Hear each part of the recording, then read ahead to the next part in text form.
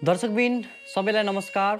रेणुका भट्टराई वैदेशिक यात्रामा जाँदै गर्दा अस्मिता डल्लाकोटीले उहाँको लागि लेख्नु भएको यो भावुक स्टाटस म हजुरहरूलाई पढेर सुनाउँदैछु र उहाँलाई सर्वप्रथम ह्याभ अ सेफ जर्नी, उहाँको वैदेशिक यात्रा सफल रहोस् र विदेशमा सुखै सुख होस् भन्न चाहन्छौँ हामी।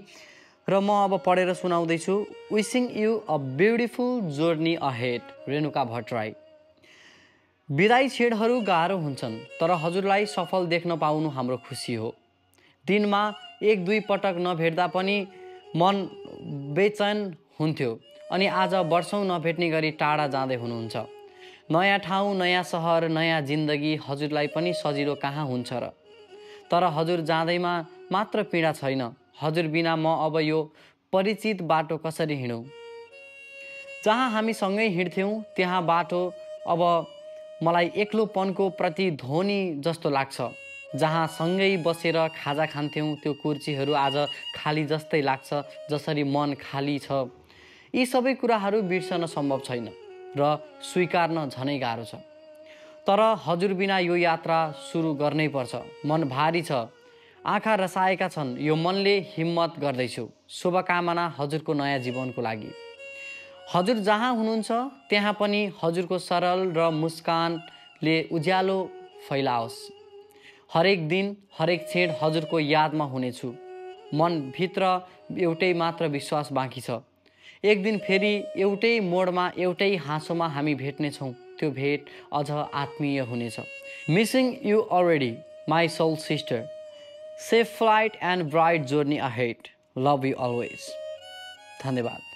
दर्शकबिन सबैलाई नमस्कार। रेणुका भट्टराई वैदेशिक यात्रामा जाँदै गर्दा अस्मिता डल्लाकोटीले उहाँको लागि लेख्नु भएको यो भावुक स्टाटस म हजुरहरूलाई पढेर सुनाउँदैछु र उहाँलाई सर्वप्रथम ह्याभ अ सेफ जर्नी, उहाँको वैदेशिक यात्रा सफल रहोस् र विदेशमा सुखै सुख होस् भन्न चाहन्छौँ हामी। र म अब पढेर सुनाउँदैछु। Wishing you a beautiful journey ahead, Renuka Bhattarai.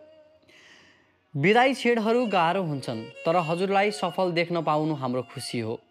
दिनमा एक दुई पटक नभेट्दा पनि मन बेचैन हुन्थ्यो अनि आज वर्षौँ नभेट्ने गरी टाढा जाँदै हुनुहुन्छ। नयाँ ठाउँ, नयाँ सहर, नयाँ जिन्दगी हजुरलाई पनि सजिलो कहाँ हुन्छ र। तर हजुर जाँदैमा मात्र पीडा छैन, हजुर बिना म अब यो परिचित बाटो कसरी हिँडौँ। जहाँ हामी सँगै हिँड्थ्यौँ त्यहाँ बाटो अब मलाई एक्लोपनको प्रतिध्वनि जस्तो लाग्छ। जहाँ सँगै बसेर खाजा खान्थ्यौँ त्यो कुर्सीहरू आज खाली जस्तै लाग्छ, जसरी मन खाली छ। यी सबै कुराहरू बिर्सन सम्भव छैन र स्वीकार्न झनै गाह्रो छ। तर हजुर बिना यो यात्रा सुरु गर्नै पर्छ। मन भारी छ, आँखा रसाएका छन्, यो मनले हिम्मत गर्दैछु। शुभकामना हजुरको नयाँ जीवनको लागि। हजुर जहाँ हुनुहुन्छ त्यहाँ पनि हजुरको सरल र मुस्कानले उज्यालो फैलाओस्। हरेक दिन हरेक क्षण हजुरको यादमा हुनेछु। मनभित्र एउटै मात्र विश्वास बाँकी छ। एक दिन फेरि एउटै मोडमा एउटै हाँसोमा हामी भेट्नेछौँ। त्यो भेट अझ आत्मीय हुनेछ।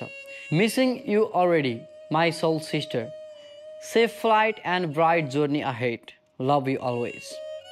धन्यवाद।